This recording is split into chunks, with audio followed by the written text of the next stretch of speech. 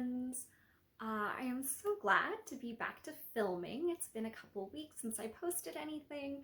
As I mentioned, I was doing a little bit of traveling and then things just got really busy, and this unfortunately is one of the things that's kind of the first to go by the wayside when I start running short on time in my life. But I'm very happy to be back with a new tutorial for you today. So one of the things that I was thinking about when I was traveling is that I feel so fortunate that where I live is a very diverse area.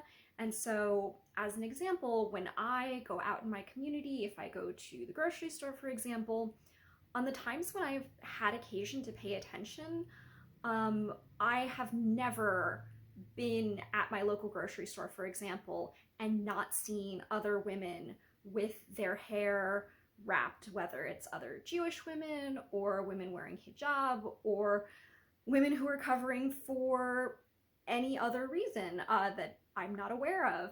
I'm pretty much never the only one. But, that's not always the case when I'm traveling. And so sometimes when I am somewhere where covering one's hair is a little bit more outside the norm, I like to go with wraps that are a little bit more subtle, wraps that don't necessarily scream I am covering for religious, spiritual, modesty reasons. And I know that a lot of you all live in communities where wrapping may not be as common, and so I wanted to share with you a wrap that I recently came up with and started doing that I think is a little bit more subtle. I really love wrapping with square scarves when I'm going for a little bit more of a subtle look. But one thing that I've noticed about a lot of square scarf wraps is that they go straight across the hairline here. And if you are familiar with my videos, my other wraps, you will know that I usually prefer to wrap with a little bit of hairline showing, with a little bit of a V up in the front here. And so I was trying to brainstorm and I came up with a way to wrap with a square scarf that also keeps that V in the front, which I really, really love. So I'm starting here. I have, this is a Rapunzel Israeli tickle. I have it folded into a triangle, and then I have taken the front portion and folded it over the whole length across. And the reason why I've done that, any time that I see videos with tutorials for rectangular scarves, there's always talk of folding the scarf to fit your head.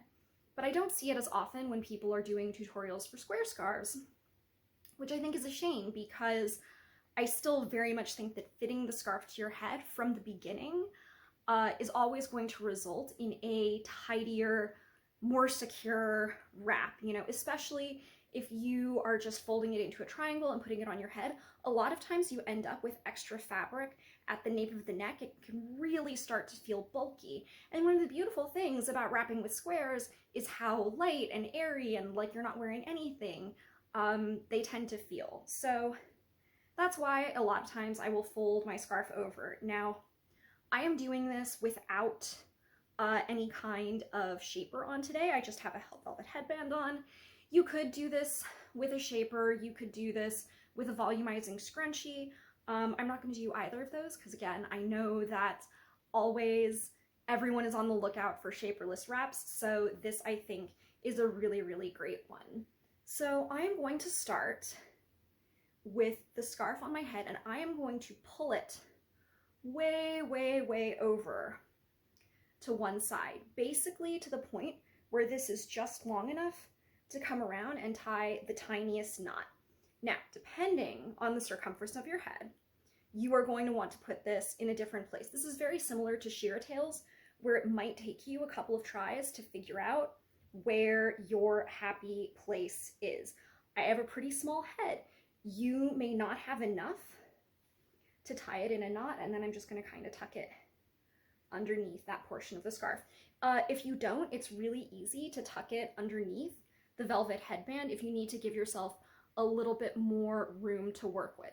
So now you can see where I have here the triangular portion of the scarf, and then this is where I folded it over, and I'm going to keep all of that exactly how it is and bring this up and over my head. And so now what I should have, in addition to completing that V here, what I should have done is put it so that this scarf is now with the center point of that triangle at the center of my head.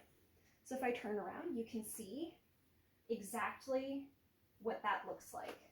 So this is kind of the trick of the scarf. Now, of course, you could always put it on your head evenly, and then you would just have this showing. But I thought that this gave, you know, just a neater overall appearance. And so I'm going to make sure that this is coming around nice and flat. And I'm pulling this pretty firmly. Again, you don't want to do so tight that you give yourself a headache, but I am pulling it firmly. And so now I have this tail here and my little triangular tail down in the back. Now this, you're going to want to hold this nice and taut, and there are a few different ways you can do that. You can put it in your mouth. Of course, I'm going to use my neck to hold it so that I can continue to talk to you as I turn around. So I'm holding this taut using my neck here, and I am now going to smooth this down in the back so that I don't have any lumps and bumps going on here. And now once I have all of that gathered down here, I'm going to tuck it in at the base of my neck. Just like so. Right underneath everything. Okay. So at this point, you have a couple of options. What I've been doing lately that I think is just a really nice, simple, classic way is just kind of folding this into a little bit of a flat panel, and then I am just going to bring that up and around over my bun.